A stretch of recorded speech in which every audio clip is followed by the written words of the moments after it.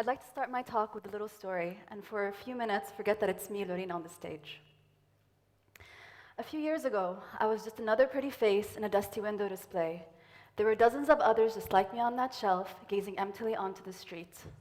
My makeup never seemed to smudge, and life was good. But I longed for one thing to be complete: hair. I'd see people outside with it all the time and wonder to myself, what would it be like to finally have some of my own? One day, a woman came into the shop and decided to take me back home with her. The salesman grabbed me by the neck and plunged me into a plastic bag. This was the beginning of my journey. Once we got home, the woman placed me on her dresser right by her jewelry box. I could see the hesitation growing in her eyes as she looked into mine, and then she pulled her wig off and placed it on my head. It was so warm and soft, even better than I'd imagined.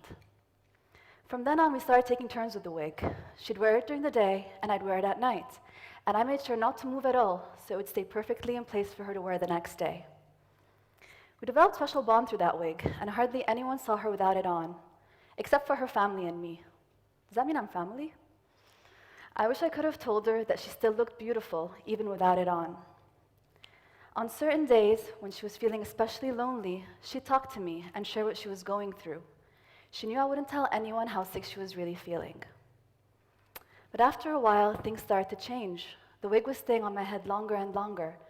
I started to panic. What was going on? Had I been replaced? And then one day, out of the blue, she takes me, wraps me up, and places me and the hair we used to share in the closet. It was so lonely in there, with nothing but clothes by my side. No one to look at, and nothing to do. Time stood still. Then one day, when I'd almost given up and I was about to plan my escape, a familiar hand pulls me out of the closet. She dusts me off and shines my face. I felt brand new again. That day, she introduced me to another woman who was wearing a blonde wig. The lady looked at me strangely at first, but she ended up taking me back home with her. What would this next adventure have in store for me? I'd find out soon enough, and so will you. I'd like you to now meet the voice behind the story. Thank you. Here she is, Wig Stand.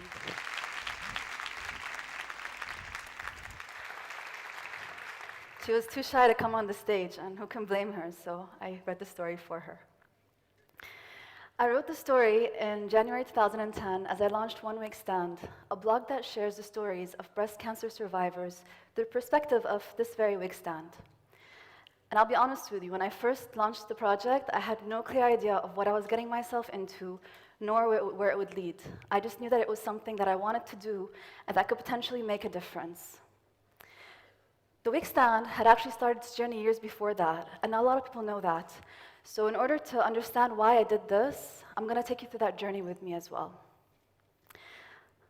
The woman in the story is actually my own mother. And in 2006, she was diagnosed with breast cancer. It came completely out of the blue, and it shook my family to the core. We didn't understand where it had come from. It was not genetic. She exercised regularly, she didn't smoke, and she was younger than most women diagnosed with it. But that's cancer. Within a few weeks of finding out, she had to start treatment, and that included chemotherapy. And that was really hard to deal with because it makes the cancer that much more real. It means that the cancer is going to put up a fight. It's not going to go away easy. Before my mom, I actually didn't know anyone who started treatment who'd had breast cancer. So in my mind, cancer, breast cancer or any kind of cancer would mean that I might lose my mom. I was completely terrified that I would lose her. As she went through the different stages of her treatment, and she dealt with it better than any of us could have imagined, so did we. From the dreaded hospital visits and the nasty side effects of her chemo, to her having to wear a wig and us trying to go on with the day-to-day against the odds. Sometimes it was easier just to pretend that nothing was wrong, and she did a great job of masking that from us, masking what she was really going through. But sometimes when it was especially difficult, I could tell, and that stayed with me for years after. This was one of the hardest experiences I ever had to go through, watching my mom go through cancer. And I wasn't even the one fighting the cancer. She had it much worse during this period. But thankfully, this story has a happy ending because a few months later, she completed her treatment and she beat that cancer. She kicked it in the butt. And she's here today, so clap louder.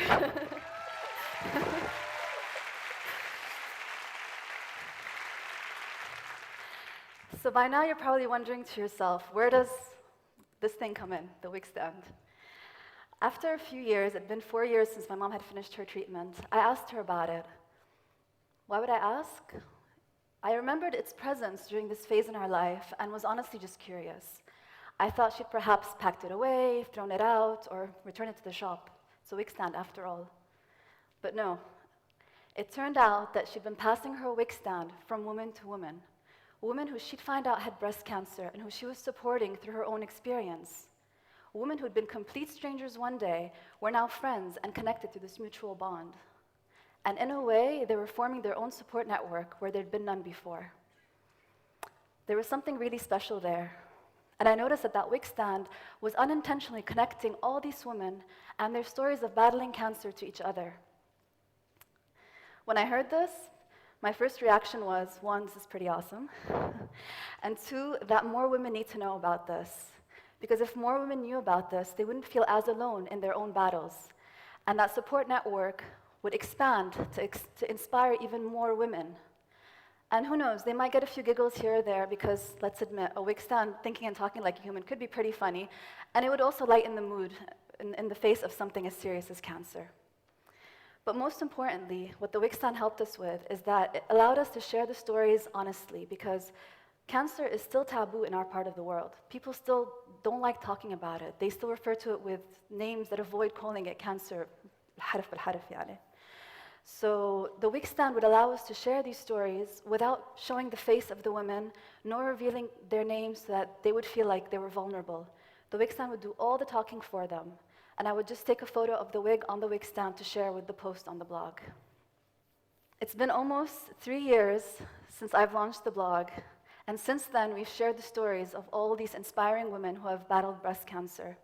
We've even had some women send us photos of their wig stand from outside because they want to take part in the project.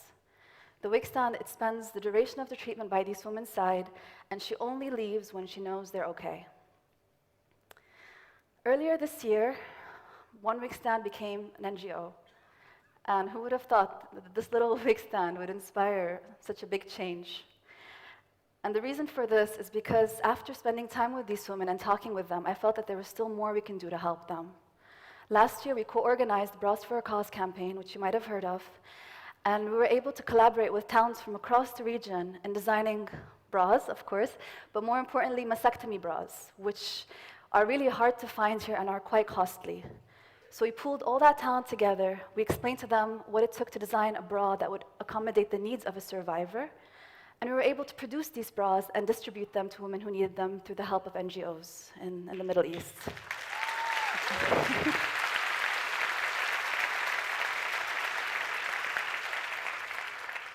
This year, we're turning from bras to wigs with our latest campaign, Make the Cut. We're going to collect ponytails from across Lebanon to make wigs for women who cannot afford it, because it's more important that they get better than they worry about how they look.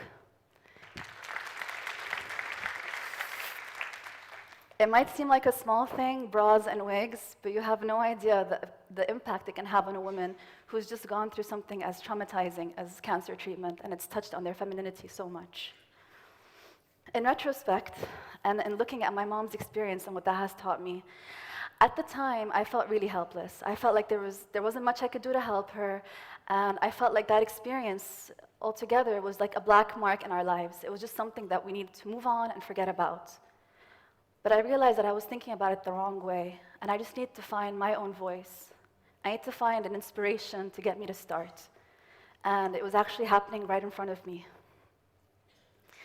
I've now dedicated my life to changing the conversation about breast cancer through One Wig Stand and through everyone who's been volunteering and helping us with our work. Whether it's one story, one bra, one wig, whatever is needed to get these women feeling better about themselves, that's our goal.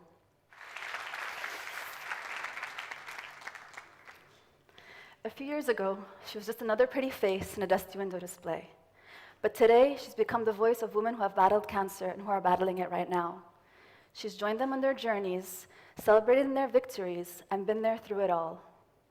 A few days ago, she came back to me, just in case you're wondering how she's here.